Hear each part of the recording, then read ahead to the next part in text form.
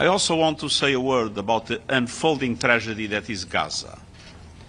Unbelievably, civilians are facing yet another deadly escalation. Israel's initial steps to militarily take over Gaza City signals a new and dangerous phase. Expanded military operations in Gaza City will have devastating consequences. Hundreds of thousands of civilians, already exhausted and traumatized, would be forced to flee yet again, plunging families into even deeper peril. This must stop. At the same time, we have seen yet more unconscionable Israeli strikes, including earlier this week at Nasser Hospital in Khan Yunis. One attack was followed by another, killing civilians, including medical personnel and journalists, who were carrying out their essential work, all with the world watching. I know so many of the reporters here, along with us, have lost their colleagues. These attacks are part of an endless catalogue of horrors. There must be accountability.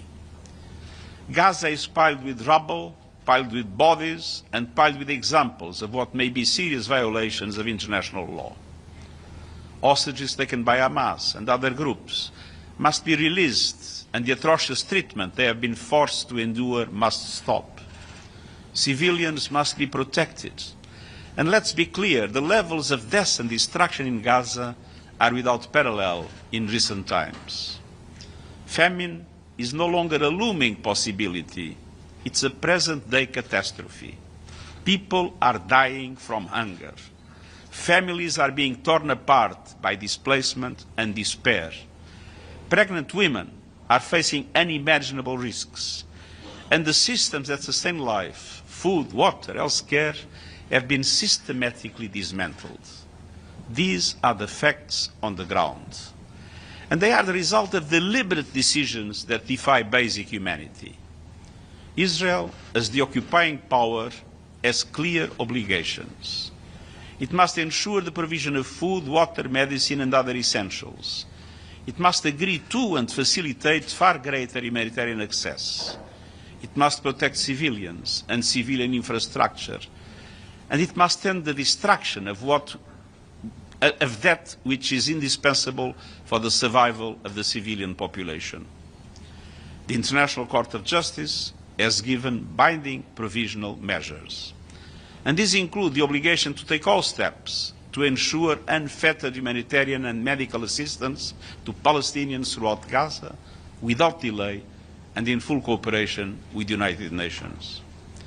These measures must be implemented fully and immediately.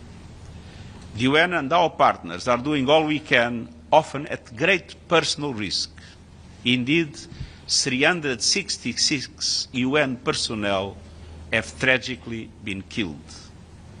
Day after day, our efforts are being blocked, delayed, and denied. This is unacceptable. In the West Bank, the situation is also profoundly alarming.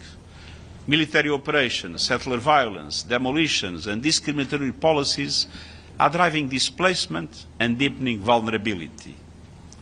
The relentless expansion of settlements is fracturing communities and cutting off access to vital resources.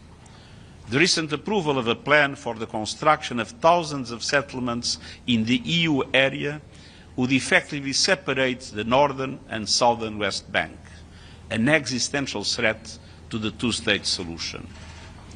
I repeat, the Israeli settlements in the occupied West Bank, including East Jerusalem, have been established and are being maintained in violation of international law. Israel must cease such actions and comply with its obligations. There is no military solution to the conflict. I appeal once again for an immediate and permanent ceasefire and fettered humanitarian access across Gaza and the immediate and unconditional release of all hostages.